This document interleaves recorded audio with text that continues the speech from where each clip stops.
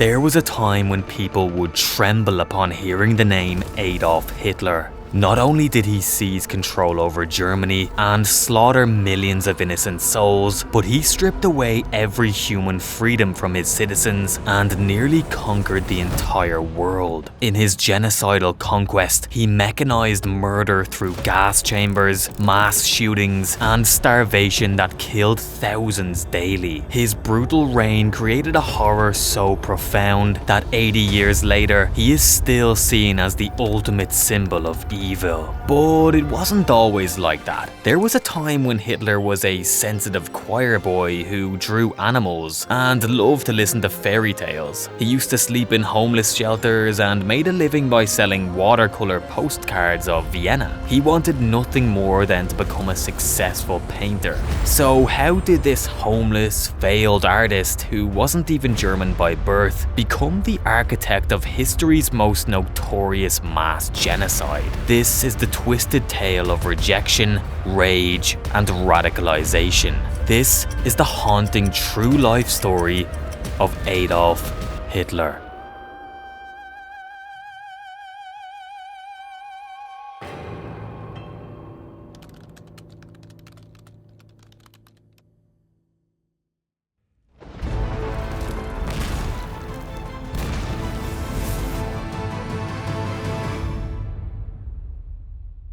Hitler was born in Austria in 1889, the youngest of 6. Although his father earned a good living as a customs official, his parents came from peasant backgrounds and lived by those values. They were thrifty, devout, and cared deeply for their children. But Hitler's father, desiring to see his children fare better than himself, was not afraid to punish them physically. Hitler and his siblings were raised Catholic, and Hitler even served as a choir boy. But it wasn't long before tragedy struck. Before he was even 5 years old, 3 of Hitler's siblings had died. The 2 who remained were from his father's previous marriage, and it was only natural that Hitler's mother began to show him special attention. She spoiled him and doted on him, and as much as he loved her, it created a rift between him and the others. At the same time, his father continued to instruct him in the ways of faith, hard work, and national pride. He had sacrificed much to climb Austria's social ladder, and he expected his children to do the same. His work as a customs official reminded him daily of the importance of protecting his country. But young Hitler was far more interested in the fairy tales his mother told him. He loved to imagine himself as the hero, saving the day, winning the girl or the treasure, and being honored for his merits. His vivid imagination led him to draw, and he would pass many hours sketching animals and buildings. Unfortunately, his father found him awkward and lazy. This enraged him,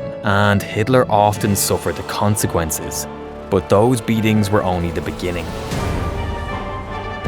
Far darker things were waiting ahead.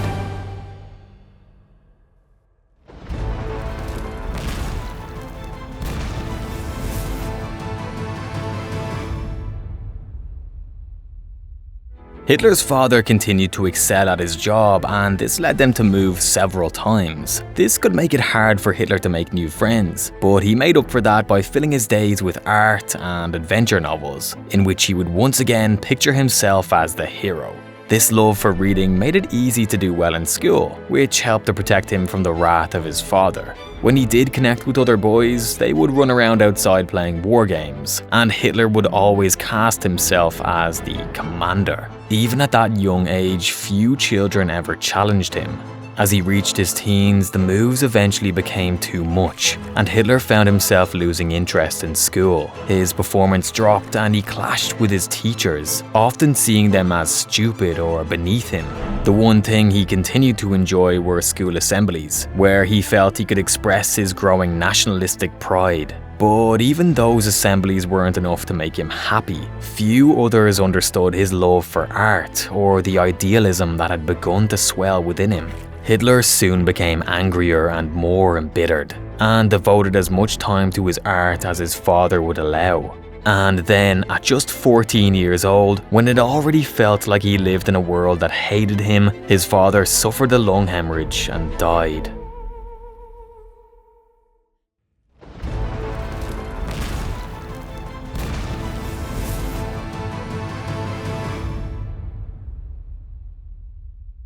As much as that tragedy hurt him, for the first time Hitler felt free to live life as he wanted. His mother supported his ambitions as he continued to draw, paint, and foster his love of architecture. She stood by him as he dropped out of school at 16, and even though his father's death caused a financial strain, she allowed him to visit Vienna just 1 year later. Hitler was struck by the beauty and grandiosity of its buildings, and he was blown away by the operas and art museums. He would stay up at night, drawing and writing postcards to send home. It was a formative moment in his life, not only solidifying his love for art, but also for his people. It was the happiest Hitler had been in a long time. And then, his mother, the most important person in his life, the woman who had given him everything and supported his dreams, was struck by breast cancer. Hitler cared for her himself until she died, when he was just 18 years old. Hitler received a small inheritance, but he still struggled to make ends meet. He bounced between hostels, cheap rooms, and even homeless shelters in Vienna, selling postcards and watercolors of its landmarks to make what money he could. It wasn't much. He spent hours walking the streets and imagining his life as a true artist. He visited its grand museums and buildings almost daily. Sometimes he would even save his money for weeks just to take a single trip to the opera or concert. The library became like a second home. There, as a young adult with no family and few close connections, he found meaning in nationalist books and tracts, many of which were anti-Semitic. Hitler began to consume these like an obsession. This laid the foundation for his later ideology, which would lead to the mass murder of millions of people. At the age of 23, Hitler applied to Vienna's prestigious art school. He made it through the first round of admissions but failed in the second, and was told that his skill at drawing humans was lacking. His years spent drawing animals and buildings had failed him. One professor suggested architecture, but Hitler lacked the formal qualifications. Hitler became embittered and more withdrawn than ever, and leaned further into the ideals that would set him on a path towards genocide.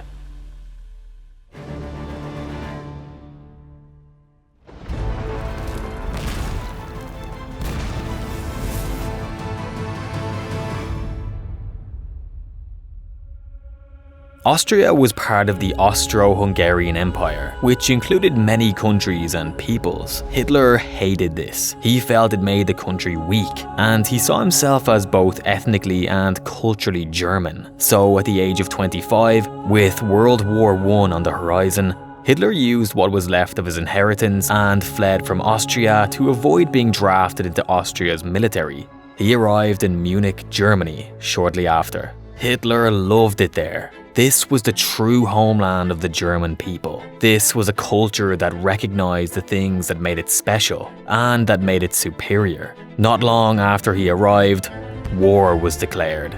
Hitler described this as the happiest day of his life. He had found a purpose, an opportunity to fight for something bigger than himself, something he could believe in. And so this former draft dodger found himself volunteering for war. Hitler served as a dispatch runner for the blood-soaked Western Front. This was one of the most dangerous and demanding jobs a soldier could have. Hitler would race on foot to deliver urgent messages between command and the trenches. This made him a high-priority target for the Allied powers they fought against. At one point, Hitler was wounded by shrapnel. At another, he was attacked with mustard gas. But his smouldering anger served him well. His hatred for Germany's enemies pushed him to fight on. And he not only survived, but was awarded the Iron Cross First Class for bravery. There was no question, the horrors of battle changed him. He had arrived at war as an idealistic artist, taking with him fine paper and canvas so that he could continue to hone his craft. By the time he returned, the war had galvanized his love for Germany and its ideals, and his fury toward those who would stand in its way. When Germany finally lost the war, he took the defeat hard, and he embraced the conspiracy theory that they'd been stabbed in the back by their own citizens, and especially by the Jews. Having been transformed from that isolated artist to a fearsome leader, Hitler joined the German Workers' Party at the age of 30 and quickly became its main speaker. When he joined, the party had fewer than 60 members. By the early 1920s, his speeches at Munich beer halls drew thousands. As their influence grew and they saw an opportunity to appeal to nationalists, they changed their name to the National Socialist German Workers' Party. Their opponents dubbed them the Nazis. It was meant to be an insult, but the party embraced it and used it to unite them further. It was during this time that Hitler learned the true value of symbols and propaganda. He co-wrote a 25-point program, gave them a clear platform, and was made chairman soon after.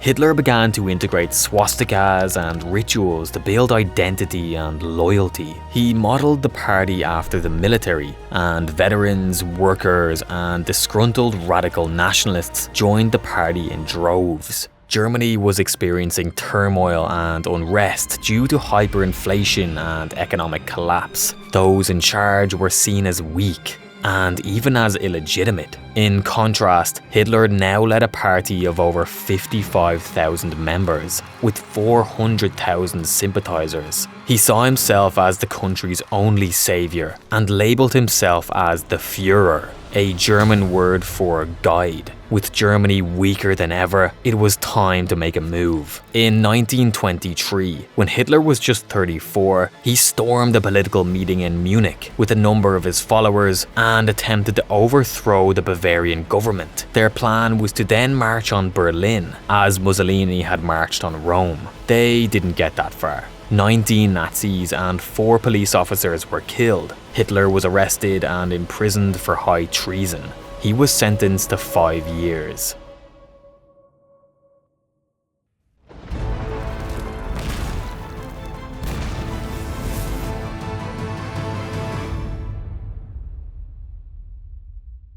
Hitler only served 9 months of his sentence, but this was long enough to write most of Mein Kampf, the book that would further turn Germany against his opponents and unite them beneath his leadership. Hitler had become a folk hero to many, and the justice system felt pressure to let him go. His release came with one simple condition. He was forbidden from taking part in any protest or political action against the government. But of course, he wouldn't keep that promise for long. The attempted coup had resulted in the Nazi party being made illegal. Hitler saw this as nothing more than an obstacle to be overcome. He developed a new strategy to gain power and serve his people through legal means. He would use propaganda, coalitions, and elections to get what he wanted. And his first task was to reunite his party. Only 14 months after the failed attack, and just weeks after his release, Hitler returned to Munich to lobby for the Nazi Party's re-legalization. The government agreed. No one knew that this single decision would soon set the world on fire. Hitler became unstoppable. He built a nationwide structure for his party and membership exploded. By 1932, when Hitler was 43, they counted 800,000 members and millions of sympathizers. It was time for Hitler to run for president. Hitler lost, but it was not a defeat. Just like when his imprisonment only further motivated his followers, this loss did the same. It gave him an enormous amount of publicity, and he used this to his advantage. Those in charge were scared. They felt that the only way to control Hitler was to bring him into the government. And so on January 30th, 1933, they made the grave mistake of undermining the election and appointed Hitler as Chancellor. Within weeks, Hitler suspended civil liberties and banned all political parties outside of the Nazis. He established the Gestapo, his elite secret police, and used them alongside the SS, a Nazi paramilitary organization, to fill his opponents with terror. He eliminated rivals with a ruthlessness that his country had never never seen. And by 1935, Germany had become a true dictatorship. With so much power now at his fingertips, Hitler would not risk his people seeing him as a failure, so he ordered all of his old paintings to be snatched up and locked away. Many were destroyed as he tried to erase that identity from history. His gentle mother would have been heartbroken. His wrathful father, who fought so hard to rise through the ranks, would have been horrified at what his once lazy son had become. But Hitler had moved past both of them. He was determined to leave his mark on the world, and tragically, with the government too afraid to stop him, that's exactly what he did.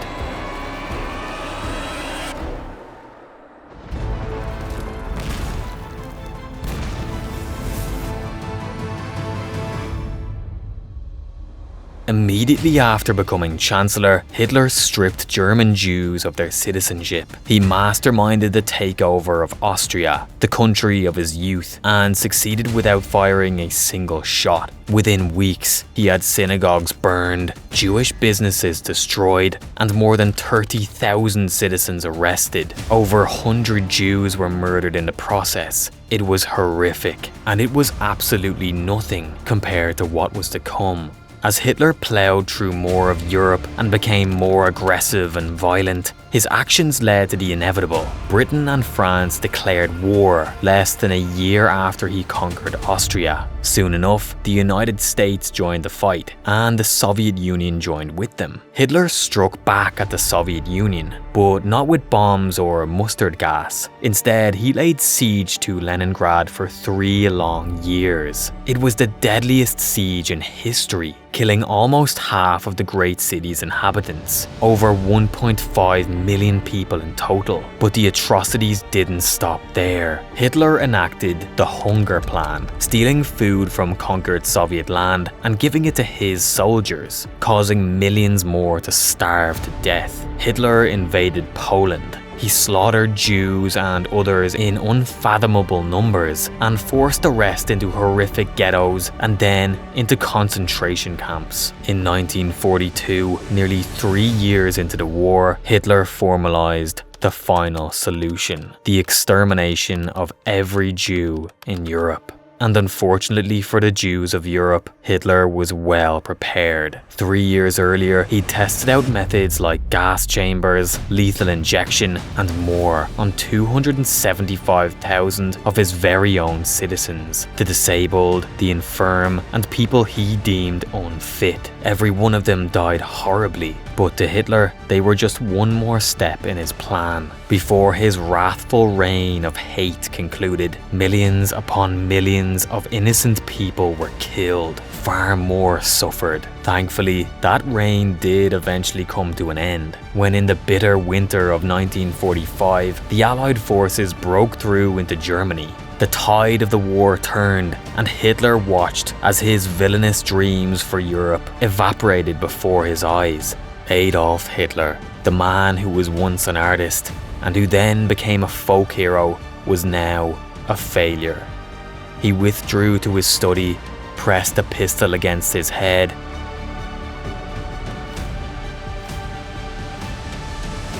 and shot himself.